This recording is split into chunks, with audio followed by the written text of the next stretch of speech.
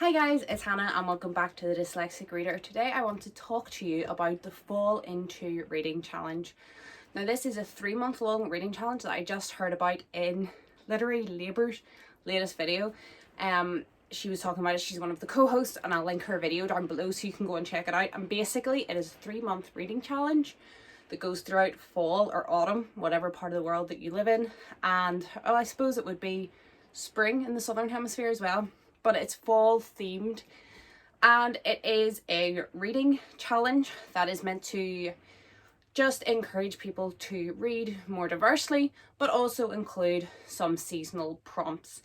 And it's done in the format of bingo, and there's 2 different bingo cards. There is mine is 26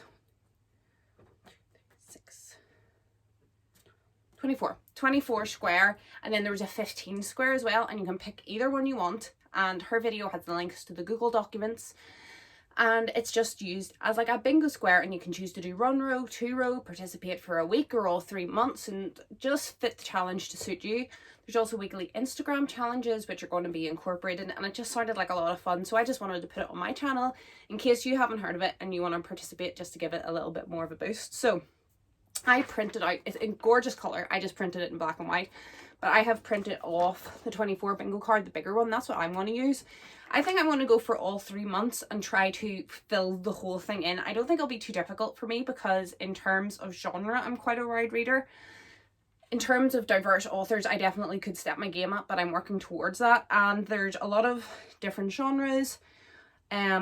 There's ones for publication in this year, there's ones to read an author of colour, and there's also fall ones, like to read a book with leaves on the cover and stuff like that. So it's up to you. You can fill a column or a row or a diagonal, or go for as many or as little as you want. And as I said, you don't have to do the full 3 months. You could try and do it in a week or something.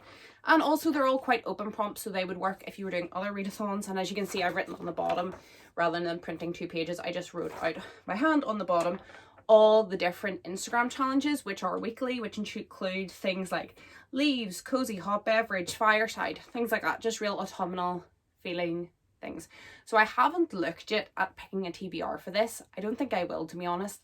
I think I'll just read as normal, but keep referencing this, try to tick them off. So if I'm looking, what should I read next, and I find a fantasy, then that's natural and I'll just check fantasy off. But then coming near the end of time, I'll maybe think like graphic novel is something that I don't read a lot of, so I'll try to check that off. I was thinking there's 3 that I think I'll struggle with.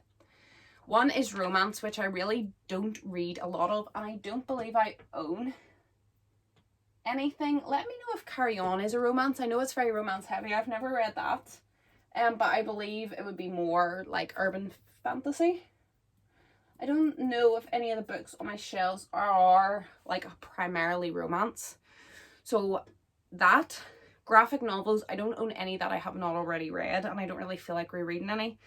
And historical fiction I do own, but I don't read a lot of it.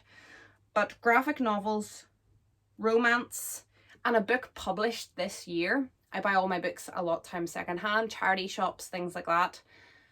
So I don't have a lot of recent releases. So those things I'll not be able to get until my library reopens. It's still not reopening.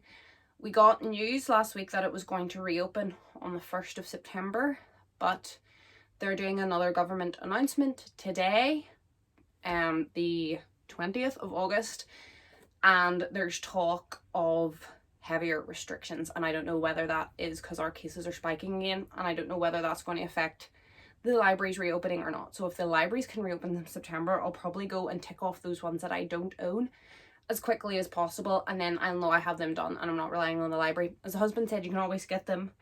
I could download them on the Kindle, or even on my iPad I can get my library app, and they have ebooks and audiobooks, so that could work as well. But I think I would rather go to the library and actually get a copy of those if I could.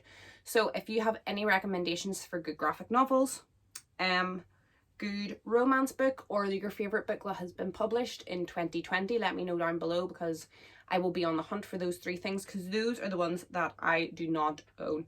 Most of the genres I read quite widely genre wise anyway, so like to read a fantasy, a mystery, a thriller, science fiction, a classic, a middle grade book, like none of that will be any issue to me. My shelves are full of those things because I read a lot of genres. But graphic novels and romance will be the two that I'm struggling with, and then the published recently. Also, if you have any recommendations, if you're looking at these prompts yourself and you have any recommendations for like really good books by author of colour, I think I'll probably take an N.K. Jemisin book. I recently, well, at the start of the year, I read the Broken Earth trilogy by her, and that was the first book of hers I read and thoroughly enjoyed. And I got some other of her books on my Kindle, so I might try and do one of those. But just anything that like would fit into any of these prompts, let's share recommendations down below, and let me know if you are taking part. So I just wanted to let you guys know that I'll be taking part in this, because I'll probably be reference it in future videos, and also to just put it out there in case you want to participate and haven't heard about it. That is it for today. I hope you're all happy, I hope you're all healthy, and hopefully I'll see you in my next video. Goodbye.